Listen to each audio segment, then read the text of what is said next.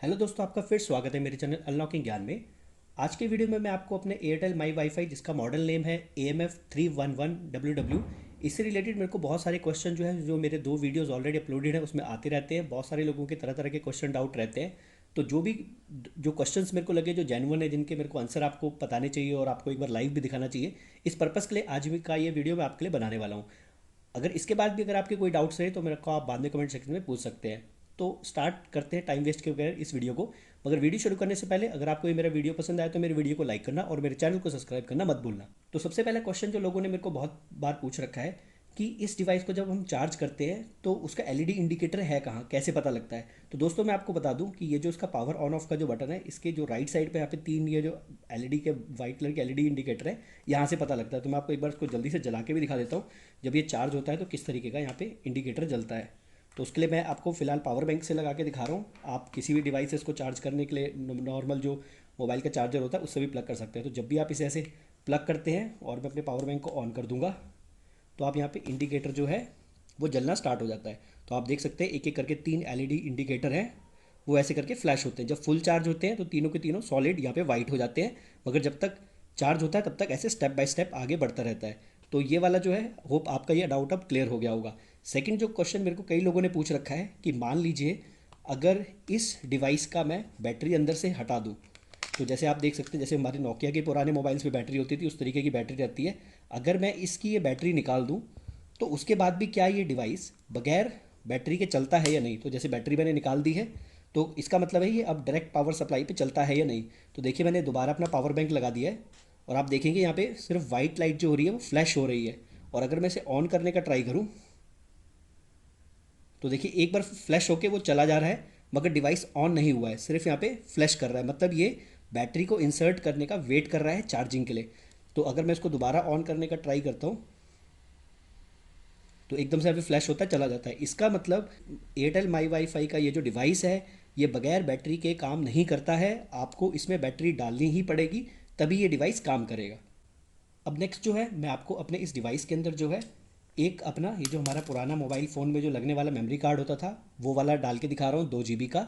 ऐसे बहुत सारे पुराने जो मेमोरी कार्ड हैं वो जो है मोबाइल में डलते रहते थे, मगर आजकल के जो मोबाइल है उसमें तो इंटीग्रेटेड ही 64, 128 और 256 GB इतना कॉमन हो गया है कि हमें एक्स्ट्रा ऐसे कार्ड रीडर इसमें जो है डालने की जरूरत नहीं पड़ती। मगर मैं अपना एक SD कार्ड जो है इसमें आपको डाल के इसका भी आज फीचर समझाता हूँ ये कितना यूज़फुल है।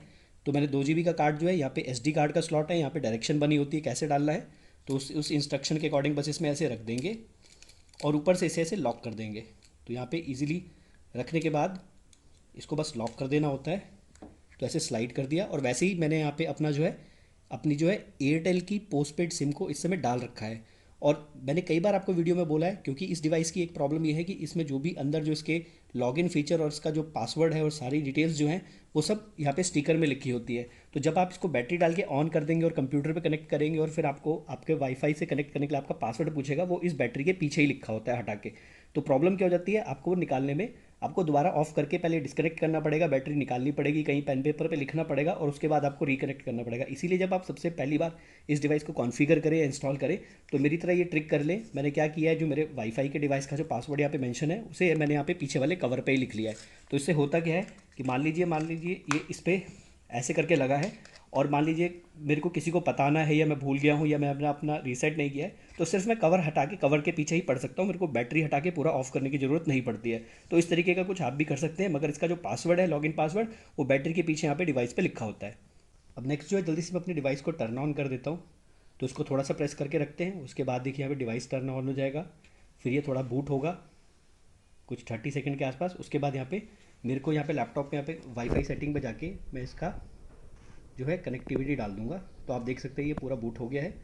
अब यहाँ पे नेटवर्क सर्च कर रहा है, यहाँ पे ब्लू कलर आ गया है जिसकी मिड स्ट्रेंथ होती है अभी के लिए, और यहाँ पे ग्रीन है, ग्रीन मतलब जो है अच्छी इसकी गुड कनेक्टिविटी स्ट्रेंथ चल रही है। तो यहाँ पे देख सकते हैं मेरा जो यहाँ पे नेट है वो यहाँ पे कनेक्टेड हो गया है। इसका एयरटेल माई वाईफाई AMF311WWE743 यहाँ पे नेम आ गया और कनेक्टेड एंड सिक्योर्ड है। अब मैं आपको जो है इसके नेक्स्ट फीचर बता देता हूँ जिसके बहुत सारे लोगों के जो है मेरे को कमेंट सेक्शन में डाउट पूछते रहते हैं लोग। तो इसको लॉगिन करने के लिए जो है इसका जो आईपी एड्रेस हमें दे रखा होता है उसमें इंसर्ट कर देते हैं, जो कि इस डिवाइस के पीछे फिर मेंशन किया होता है। तो सबसे पहले इसके सारे के सारे फीचर जो है इस इंटरफेस के अंदर जाने के लिए हमें सबसे पहले इस पर लॉगिन करना पड़ता है। तो जैसे ही मैंने यहाँ पे WLAN क्लाइंट्स पे क्लिक किया तो मेरे को यूज़र नेम और पासवर्ड मांगेगा। तो मेरा वाला जो है डिफ़ॉल्ट डिवाइस के पीछे जो मेंशन कर रखा होता है वो एडमिन एडमिन होता है। आप रीसेट करके अंदर जाके चेंज भी कर सकते हैं। तो मैंने फ़िलहाल दे दिया और ये मेरे को कह रहा है कि क्या आप अभी से चेंज करना चाहते हैं। मैंने मना कर दिया, मेरे को नहीं करना है। तो यहाँ पे जो है अब मैं आपको इसके बहुत ज़्यादा जो मेजर फीचर्स है जो लोगों को नहीं पता है वो बताता हूँ। सबसे पहले लोगों ने जो है कमेंट सेक्शन में मेरे से पूछते हैं कि इस डिवाइस में कितने आप डिवाइसेस जो होते हैं बाकी पोर्टेबल इस माई वाईफाई के थ्रू कनेक्ट कर सकते हैं। तो इसके थ्रू इसके वाईफाई के थ्रू आप 10 डिवाइसेस को कनेक्ट कर सकते हैं। मगर कई लोगों का क्वेश्चन ये है कि मान लीजिए आपने इसे ऑन करके छोड़ दिया और अपने घर में कई लोगों को पासवर्ड बताया, तो आपको कैसे पता लगेगा कि 10 में से उस टाइम पे कितने यूज़र्स इसके साथ कनेक्ट हैं। तो अगर आप इस इंटरफेस पे जाएंगे तो आप यहाँ पे देखेंगे, यहाँ पे लिख रखा है करंट WLAN यूज़र 1। तो अगर यहाँ पे जैसे और अभी इस टाइम पे ये जो 1 यूज़र है, ये जो लैपटॉप है यही इसका यूज़र है क्योंकि यही इससे कनेक्ट है। अब मैं क्या करता हूँ, जल्दी से अपने मोबाइल पे इस माई वाईफाई के थ्रू कनेक्ट करता हूँ। तो आप देखें पाएंगे यहाँ पे कि ये 2 हो जाएगा उस टाइम पे। तो मेरे को इसको इंसर्ट करने के लिए सबसे पहले मेरे को दोबारा पासवर्ड की ज़रूरत होगी। इसलिए मैंने आपको बोला था कि ये सबसे ईजी हो जाता है कि अगर आप ऐसे नोट कर लें तो आपको डिवाइस ऑफ करने की ज़रूरत नहीं है। तो मैं जल्दी से इंसर्ट करूँगा तो मुझसे पासवर्ड मांगेगा, तो मैं इसका पासवर्ड इंसर्ट कर देता हूँ। तो मैंने पासवर्ड इंसर्ट कर दिया और यहाँ पे कनेक्टेड हो जाएगा। तो जैसे ही ये यहाँ पे कनेक्टेड हो जाएगा और अगर मैं इसके यहाँ पे आप देखेंगे अब यहाँ पे 2 लिखा आ गया है, यहाँ पे देखिए आप। और अगर मैं इसके WLAN क्लाइंट्स पे जाके देख लूँ तो यहाँ पे क्लियरली लिखा भी आ रहा है कि 2 जो डिवाइसेस है वो कौन से डिवाइसेस हैं जो। तो यहाँ पे जो है पहला ये जो आ रहा है ये मेरे लैपटॉप का जो मैंने नाम दे रखा है वो आ रहा है, और दूसरा आ रहा है Redmi Note 7 Pro, तो उसका नेम आ रहा है। और आप चाहे अगर आपको यहाँ पे जो है 10 डिवाइसेस में कोई से भी उस टाइम पे अननोन डिवाइसेस लगे जो आपको समझ ना आ रहा हो कि ये कौन है, तो आप यहीं से उन्हें ब्लॉक भी कर सकते हैं। फिर वो आपके डिवाइस पे कनेक्ट होकर इंटरनेट को यूज़ नहीं कर पाएंगे। तो ये आपको अब समझ आ जाना चाहिए कि ऐसा नहीं है कि आपको बिल्कुल भी पता ना लगे, इंटरफेस में ये सब कुछ प्रोवाइडेड किया गया होता है। अब नेक्स्ट फीचर मैं आपको बताता हूँ। मान लीजिए आपको इसी अपने डिवाइस में जो आपने सिम डाल रखी है प्रीपेड या पोस्ट पेड, उससे अगर आपको कोई एसएमएस भेजना है, किसी को कुछ एसएमएस करना है या कोई एसएमएस आए इस डिवाइस पे रिसीव हो, तो आप कैसे रीड करेंगे। तो उसके लिए आप इस इंटरफेस में अगेन देखेंगे यहाँ पे एसएमएस का ऑप्शन दे रखा होता है। तो अगर मैं एसएमएस वाले टैब में जाऊँ तो यहाँ पे आप अगर आपने किसी को मैसेज सेंड करना है तो आप यहाँ पे उसका मोबाइल नंबर डालिए और वो मैसेज डालिए और सेंड कर लीजिए। अब मान लीजिए आपने ये डिवाइस काफ़ी पहले ख़रीदा और आपके दिमाग में डाउट रहता है कि मेरे को क्या इसकी कोई डिवाइस की अपडेट आई है जो मेरे को डाउनलोड करनी हो या कैसे करनी हो, तो मैं इस डिवाइस को कैसे अपडेट करूँ या कैसे जानूँ ये अपडेट होगा या नहीं होगा। तो आपको करना क्या है, दोबारा इस इंटरफेस में देखेंगे तो यहाँ पे अपडेट वाला टैब भी होता है। आप अपडेट वाले टैब पे क्लिक कीजिए और यहाँ पे चेक फॉर अपडेट्स कर दिए। तो यहाँ पे जो भी इसका करंट लेटेस्ट जो है सॉफ्टवेयर वर्जन और वेब यूआई इंटरफेस जो कि यूज़र इंटरफेस होता है उसका वर्जन नंबर यहाँ पे मेंशन होता है। अगर आप इस पर क्लिक करेंगे चेक फॉर अपडेट्स तो वो वेबसाइट पे आपके डिवाइस का चेक करके खुद बता रहा है कि this version is up to date. तो इससे लेटेस्ट और कुछ नहीं है। तो इसका मतलब आप बाहर से कोई भी थर्ड पार्टी किसी वेबसाइट से कुछ भी डाउनलोड करके इसे अपडेट करने का ट्राई ना करें। जो भी इस डिवाइस की ऑफिशियल अपडेट होगी वो अगर आई होगी तो यहाँ पे अपडेट सेक्शन से होते हुए आपके डिवाइस में इंस्टॉल हो जाती है। आपको बाहर से खुद भी कुछ भी जो है ट्राई नहीं करने की ज़रूरत है। अब इसका एक और फीचर बता देता हूँ। जो बैटरी वाले जो मैंने आपको स्टार्टिंग में जैसे 2 बताए, मगर आपको एलईडी इंडिकेटर में कभी भी ऐसे पता नहीं लग रहा है कि इसकी असल में कितनी बैटरी बची है, तो आप क्या कर सकते हैं, इस इंटरफेस पे अगर कर्सर ले जाके रखेंगे तो यहाँ पे क्लियरली लिखा आता है कर्सर रखने पे कि अभी इसमें 90% बैटरी बची हुई है। तो यहाँ से आप अगर आप एग्जैक्ट बैटरी का परसेंटेज जाना चाहते हैं तो आप यहाँ से पता लगा सकते हैं। इसका मतलब है आपको बार बार अपने साथ ये डिवाइस को कहीं पे भी अगर आपने छोड़ दिया उठा के लाने की या देखने की ज़रूरत नहीं है। आप अपने लैपटॉप पे जिस समय काम कर रहे हो उस टाइम पे सिर्फ इस इंटरफेस में जाएं, कर्सर यहाँ रखें और एग्जैक्ट बैटरी की परसेंटेज पता कर सकते हैं। अब इसके बाद जो नेक्स्ट ऑप्शन है वो मैं आपको सेटिंग्स पे बताऊंगा। बहुत ही इसमें इंपॉर्टेंट 1-2 फीचर है जिसके लिए काफ़ी लोगों के मेरे को कमेंट सेक्शन में क्वेश्चन आए और वो इसके लिए बहुत ही कन्फ्यूजन में थे। जैसे मान लीजिए आपने अपने डिवाइस में कोई भी एयरटेल की प्रीपेड या पोस्टपेड सिम डाली जो मान लीजिए लेट से दिल्ली वाले स्टेट में इशू की गई है, और आप इस डिवाइस को अपने साथ किसी दूसरे स्टेट में ले गए, मान लीजिए उत्तराखंड ले गए, राजस्थान ले गए या कहीं और ले गए। तो आपने क्या किया, आपने उस सिम को इस डिवाइस में रखा है जो आपकी दिल्ली में चल रही थी, मगर आप दूसरे स्टेट में जाके परेशान हैं कि ये मेरे डिवाइस पे प्लान एकदम सही डला है, सब कुछ डला है, इसका डेटा प्लान भी बचा है, तब भी मेरे डिवाइस में जो है मैं नेट को क्यों नहीं चला पा रहा हूँ। उसका, और अगर उसी सिम को अगर मैं सेम अपने मोबाइल पे डाल रहा हूँ तो नेट एकदम अच्छा चल रहा है, तो क्या डिवाइस में अचानक क्या प्रॉब्लम हो गई ऐसी। तो इसका भी मैं आपको एक बहुत स्पेसिफिक रीज़न बता देता हूँ। आपको पता होगा पहले हमारे देश में जो था वो रोमिंग के चार्जेस लगते थे।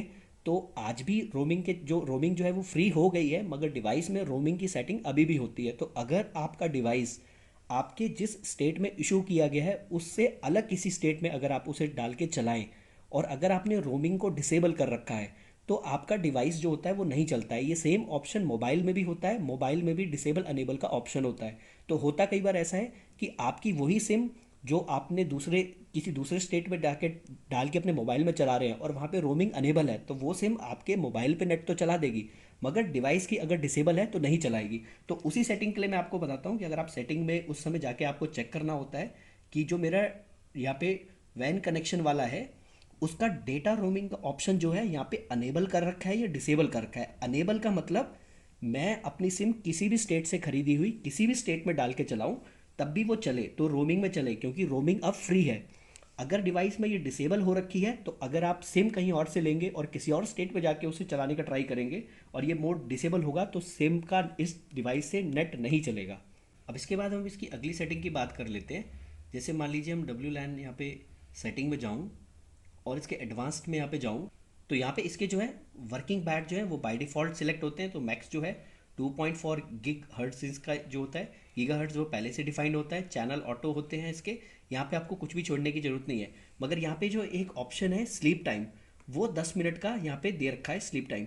तो इस ऑप्शन का मतलब क्या होता है मैं आपको बता देता हूँ। अगर मान लीजिए आपका डिवाइस जो है वो ऑन है मगर आप उसे यूज़ ना करें, तो कई लोगों ने कंप्लेन किया है कि उनका डिवाइस जो है वो स्लीप में चला जाता है जब भी वो इनएक्टिव होता है। उसका सिंपल रीज़न है क्योंकि आपके डिवाइस की सेटिंग में अंदर जाके सिलेक्टेड है कि स्लीप टाइम अगर 10 मिनट तक कुछ भी इनएक्टिव रहे तो वो स्लीप हो जाए। तो अगर आपको ऐसा नहीं चाहिए कि अगर आपका डिवाइस जो है अभी जैसे मान लीजिए किसी डिवाइस से कनेक्ट नहीं है और आप चाहते हैं फिर भी वो वेट करता रहे 2 घंटा 3 घंटा या हमेशा के लिए किसी से कनेक्ट ना होने पे भी, तो आप इस पावर सेविंग ऑप्शन जो है इसे ऑफ कर सकते हैं। जिसका मतलब है जो स्लीप टाइम है उसे 10 मिनट की बजाय आप यहाँ पे नेवर स्लीप कर दीजिए। तो नेवर स्लीप का मतलब है अगर आपका डिवाइस ऑन करके आपने छोड़ दिया है और इस डिवाइस से कोई भी डिवाइस जो है कनेक्ट नहीं है, तब भी ये ऑन ही रहेगा और हमेशा वेट करता रहेगा। मगर 10 मिनट का मतलब था कि अगर 10 मिनट तक ऑन करने के बाद इस डिवाइस को कोई भी इसके साथ कनेक्ट नहीं हुआ तो ये अपने आप को ऑफ कर लेगा पावर सेव करने के लिए। अब अगला ऑप्शन जो है आपको एक और यहाँ पे बता देता हूँ।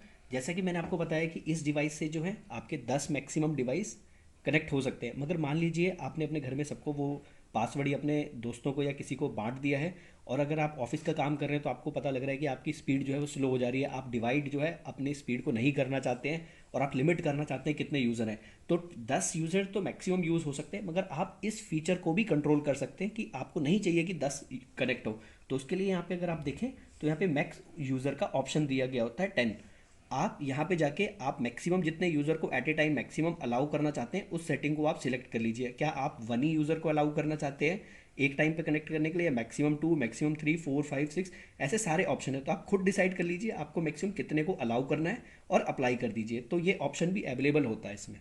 अब नेक्स्ट जो इंपॉर्टेंट आपको फीचर बताने वाला हूँ, जैसे कि मैंने आपको वीडियो के स्टार्टिंग में दिखाया था कि मैंने इस बार इस डिवाइस के अंदर जो है अपना एसडी कार्ड जो है यहाँ पे मेमोरी कार्ड भी डाल दिया था। तो उसका फ़ायदा क्या होता है, मान लीजिए कोई आपके इंपॉर्टेंट डॉक्यूमेंट है जिसे आप ट्रांसफ़र करके अपने कार्ड में सेव करना चाहते हैं, या बाद में इसी डिवाइस को किसी और से कनेक्ट करके आप वहाँ पे उठाना चाहते हैं, कुछ भी करना चाहते हैं, तो उसके लिए आप यहाँ पे देखेंगे एक टैब जो है यहाँ पे एसडी कार्ड का भी दिया होता है। तो अगर मैं एसडी कार्ड पे यहाँ पे क्लिक करूँ तो वो कार्ड जो है मेमोरी कार्ड जो है वो डिवाइस के अंदर ही है, इस लैपटॉप पे डायरेक्ट कनेक्ट नहीं किया है, मगर फिर भी ये डिवाइस कनेक्शन के थ्रू नेटवर्क के थ्रू डायरेक्ट यहाँ पे आप एक्सेस कर सकते हैं कि उस मेरे मेमोरी कार्ड में क्या क्या रखा है। तो आप देख सकते हैं मैंने जो भी यहाँ पे अपने गाने वगैरह स्टोर कर रखे हैं, जो भी फोल्डर हैं, फाइल्स हैं, पीडीएफ डॉक्यूमेंट है, वो सब मेरे यहाँ पे रखे हुए हैं और सबको विजिबल करता है। तो कुछ भी अगर मेरे को उठाना है निकालना है मैं यहाँ पे कर सकता हूँ। और वैसे ही यहाँ पे सेग्रीगेटेड होता है, यहाँ पे ऑल फाइल्स हैं। क्या अगर मेरे को डॉक्यूमेंट देखने हैं तो सिर्फ डॉक्यूमेंट फ़िल्टर होके यहाँ पे आ जाएंगे, अगर ऑडियो फाइल्स देखनी है तो जो भी मेरे गाने हैं वो फ़िल्टर होके आ जाएंगे। वैसे ही वीडियो वाला सेक्शन भी आ जाएगा, इमेज वाला सेक्शन भी आ जाएगा, और इस तरीके के जो भी इसमें जो मैंने स्टोर करके रखा है वो सारी की सारी चीज़ें यहाँ पे मैं जो है बगैर मेमोरी कार्ड को लैपटॉप में डाले डायरेक्ट एक्सेस कर सकता हूँ। इसके बाद मैं आपको नेक्स्ट एक और चीज़ बताता हूँ। ये जो इंटरफेस है ये डेस्कटॉप इंटरफेस कहलाता है। यहाँ पे एक और ऑप्शन ऊपर दे रखा होता है मोबाइल यूआई। यूआई मतलब यूज़र इंटरफेस। तो अगर मैं मोबाइल इंटरफेस पे क्लिक कर लूँ यहाँ पे, तो उसका लुक जो है मोबाइल जैसा बन जाता है, जैसे आप ऐप वगैरह पे देखते हैं मोबाइल ऐप में। तो देखिए यहाँ पे जो है एयरटेल का वही 90% अब विजुलाइज करके जैसे मोबाइल में दिखाता है, ग्रीन कलर का दिखा रहा है। और यहाँ पे आप पढ़ पाए ना पाए मेरे को पता नहीं, मगर यहाँ पे बैटरी के अंदर जो ग्रीन कलर का सिंबल है यहाँ पे 90% लिखा हुआ है, सेम वैसे ही। तो जैसे मोबाइल का सिग्नल स्ट्रेंथ बनाता है, बिल्कुल वैसे ही सारे फीचर यहाँ पे देखने को मिल जाते हैं। बाकी जो है बस सिर्फ दिखाने का तरीका अलग है, बाकी सेम सेक्शन वैसे ही। यहाँ पे एसएमएस का सेटिंग का जब हमने देखा था सब कुछ वैसे ही है। तो अगर जैसे सेटिंग के अंदर जाऊँ तो थोड़ा इजीली देखने में वैसे ही सारे ऑप्शन मिल जाते हैं, फ़ोन बुक एसएमएस। तो ये सिर्फ देखने का तरीका है, सारा वैसे ही ऑप्शन मिल जाएंगे। जैसे रोमिंग वगैरह का मैंने अनेबल डिसेबल वाले ऑप्शन दिखाए। तो आपको जो भी इजी लगे, अगर आपको मोबाइल यूआई इंटरफेस जो है यूज़र इंटरफेस अगर इजी लग रहा है तो आप ऐसे देख ले, या फिर आपको वापस नॉर्मल मोड में जाना है तो आप डेस्कटॉप यूआई पे क्लिक करें तो वो दोबारा पुराने मोड में आ जाएगा। तो इस तरीके से आपको समझ में आ गया होगा। आप काफ़ी सारे फीचर जो हैं इसके इंटरफेस में दिए गए होते हैं, आप उसको पता कर सकते हैं और सब कुछ पता लग जाता है। अब मैं आपको जाते जाते लास्ट में एक और क्वेश्चन का जो है डाउट क्लियर कर देता हूँ। बहुत लोग मुझको पूछते हैं कि मान लीजिए मैंने इसमें जो है, मान लीजिए अभी के टाइम पे तो मैंने इसमें पोस्ट पेड सिम डाली है और मेरे को ट्रैक करना है कि मेरा कितना यूसेज है, मैंने कितना यूज़ कर रहा हूँ, तो वो कैसे पता लगता है। तो उसका भी मैं आपको एक तरीका बता देता हूँ। इसी में अगर आप यहाँ पे फर्दर देखें तो चेक 4G यूसेज का एक टैब बना होता है। अगर मैं इसे यहाँ पे क्लिक करूँ तो मेरे को एयरटेल की वेबसाइट पे लेके जाएगा ये ऑप्शन। और यहाँ पे जो भी मेरा एयरटेल का मोबाइल नंबर है पोस्ट पेड वाला, प्रीपेड मैंने ट्राई नहीं किया है, मगर पोस्ट पेड में आप यहाँ पे अपना पोस्ट पेड का वो नंबर डालेंगे जो इस समय इस सिम के अंदर जो मेरा नंबर असाइंड किया गया है वो मैं डालूंगा।